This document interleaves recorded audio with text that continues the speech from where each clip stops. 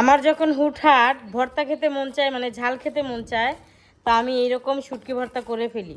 মানে পাটায় বাটতে হয় না, হাত দিয়েও কিছু করতে হয় না।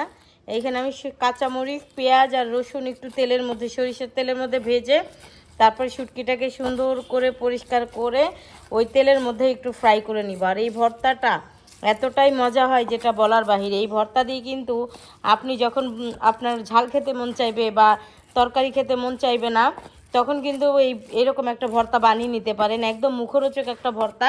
আর এই ভর্তা দিয়ে কিন্তু একদম পেট ভরে অনায়াসে 2-3 প্লেট ভাত খাওয়া যায়। আমি যেমন এখন আমার তরকারি খেতে মন চাচ্ছে না, মন চাচ্ছিল যে একটু ভর্তা বানাই। যেহেতু আমার বাসায় শুটকি আছে, তা আমি এইখানে এই যে শুটকি দিয়ে তারপরে মজাদার একটা বেশি করে রসুন দিয়ে মজাদার একটা ভর্তা বানাইলাম। এখন আমি ভর্তা বানাচ্ছি, আমার গালে পানি চলে আসছে।